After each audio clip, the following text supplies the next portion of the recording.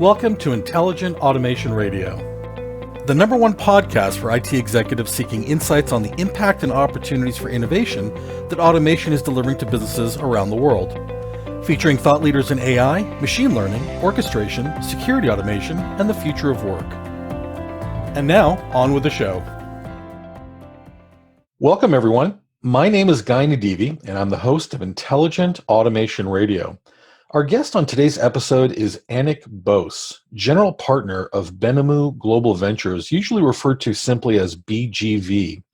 BGV is an early-stage technology investment fund headquartered in Silicon Valley, and their portfolio focuses on digital transformation software startups led by entrepreneurs seeking to disrupt traditional markets in cybersecurity, mobility and Internet of Things, and the cloud. And there's so much investment activity right now in these three sectors that we thought it would be very interesting to speak with BGV's leadership and get their insider perspective on how they see automation in particular disrupting these markets. And a disclosure for our audience, BGV is an investor in Ayehu, the sponsor of this podcast. Anik, welcome to Intelligent Automation Radio. Thank you, Guy. Anik, given that BGV's focus is on early stage startups, you get to experience a glimpse of the future long before most of us. So I'm curious, what do you think are going to be some of the biggest disruptions we'll see in 3, 5, or 10 years from now with respect to automation, AI, machine learning, etc.? Sure. So I think the first few points. The first, I believe, is that we are going to see ideas starting to become action.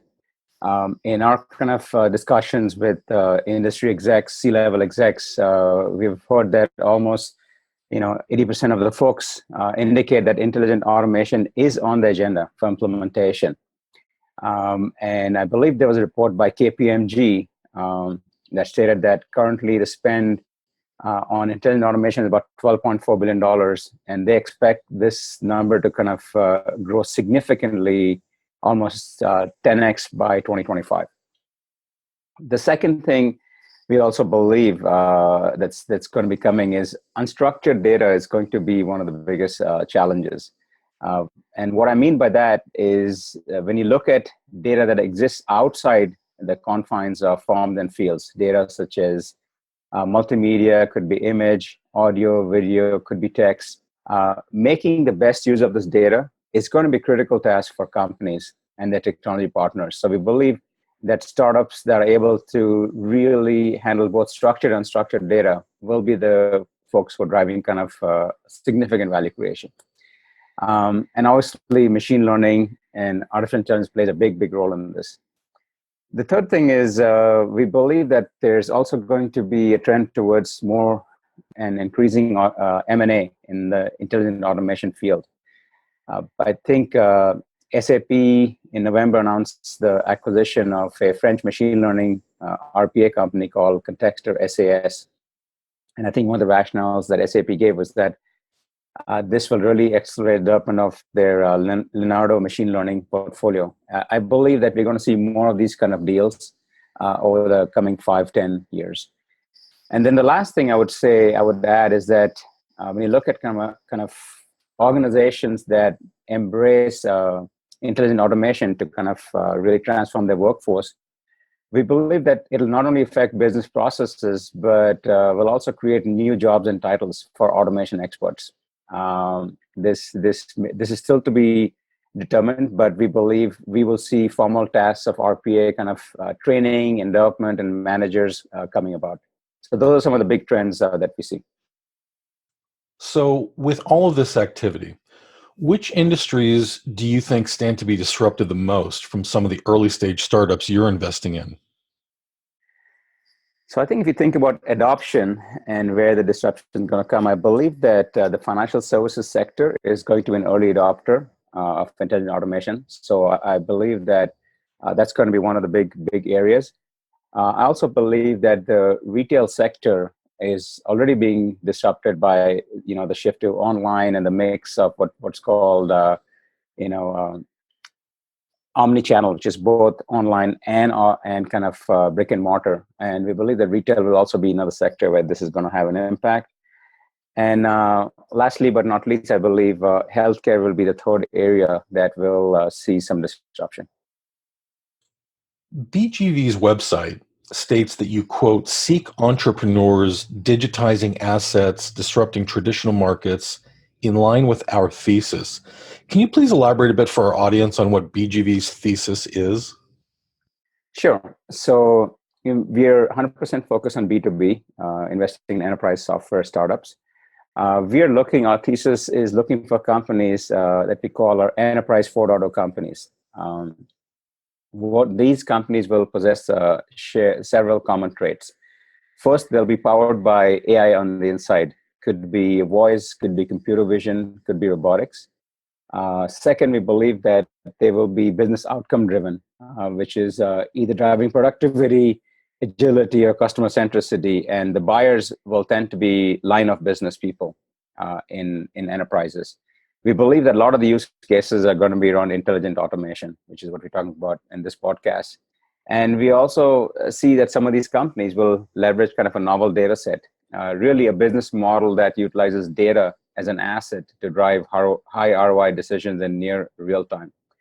And sometimes you'll probably see that some of these use cases will be vertical use cases that are unique to certain industry segments. We talked about finance, we talked about retail. So we believe that we'll see increasingly those type of use cases that are vertical rather than kind of horizontal showing up.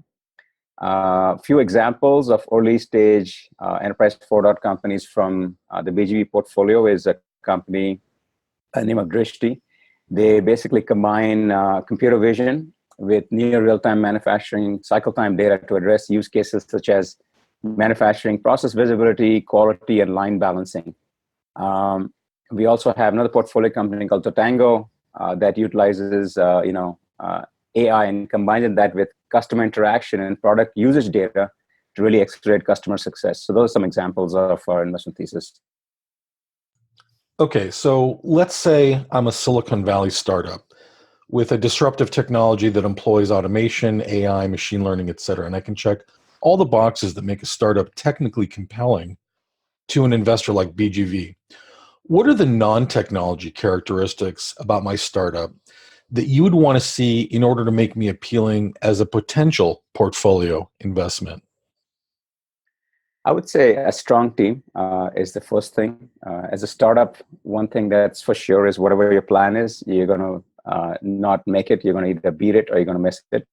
And we found that in our experience, strong entrepreneurs who can navigate that level of ambiguity, pivot, and make changes is absolutely critical to being successful. So we look for founders who not only have a compelling vision, but they have some track record of execution. The second thing we look for also is some type of early customer validation. It could be POCs, could be pilots, and sometimes if it's Series A, customer orders. So those are two things we look for that are, I would say, non-technology oriented to get us excited about an opportunity.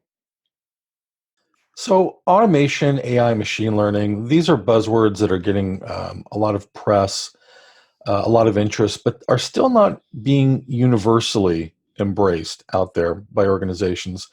What do you think are the likely long-term outcomes for organizations that don't deploy those technologies?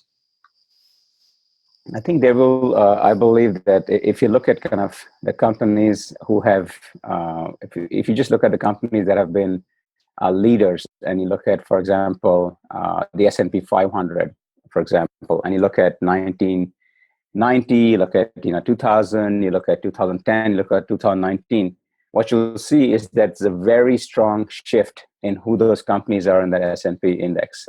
Folks like, if you see large retail customers like Walmart used to be there, in the early 2000s, now you've got Amazon. You had large established industrial players like GE. Now you've got completely different players. So we believe that there's going to be a lot of value erosion for organizations that don't embrace intelligent automation and advanced technologies. And it's kind of been proven out with time. And whether it's around loss of market share or customers or shareholder value, we believe those are things that have happened in the past, and those are things that will continue to happen. It's just that in the past, the big technology shifts were around cloud. And they were on basically shifting to different business models, especially in retail, looking at going from brick and mortar to online. And we believe similar things are going to be driven with intelligent automation. So clearly, there's a lot of momentum for these technologies, but I'm curious if you see any economic, legal, or political headwinds that could slow the adoption of these technologies, or at this point, are they basically runaway trains that can't be stopped? I believe there is a significant amount of market education that needs to happen, because there are some headwinds. People seek to get write articles that are very kind of extreme scenario oriented, where there's fears that automation will completely displace humans and eliminate most jobs. I'll give you an example. People believe that robots will eliminate all manufacturing jobs. Here's a data point for you. Today, there's roughly about 330 million folks all over the world, people involved in manufacturing jobs, and there's only 500,000 robots. So it's a long time before anything that can even happen in theory. But more importantly, we believe this will simply not be the case, as these technologies will really increase the need for human augmentation and new jobs with humans to be in the loop, to leverage this type of data to make better decisions. So that is something where a lot of market education will need to be done by startups or technology vendors who are playing in the specific markets where they're trying to drive the disruption, to let the key constituents and ecosystem partners know how this is going to be a net positive for the whole, as opposed to just completely displacing jobs and making it a very dystopian future. You mentioned market education, so let's shift a bit to educational issues. With the direction you're seeing technology going, what skills should people focus on acquiring in order to maximize their future success in this rapidly changing world we're living in, and so that they won't be put out on the streets by robots? So I think there's a very strong demand. I believe there's a Gartner report that came out where they projected that roughly 2.3 million jobs will be created by 2020 around AI position and skills. I believe job titles like machine learning engineer, computer vision engineer, data scientists, we know today are among the most in demand AI jobs. I think technical skills around machine learning, around Python, Hadoop, data science, these are things that will continue to increase in importance and demand over time. For the entrepreneurs out there listening in, Anik, what is the one big must have piece of advice you'd like them to take away from our discussion with regards to landing that investment that would accelerate their success?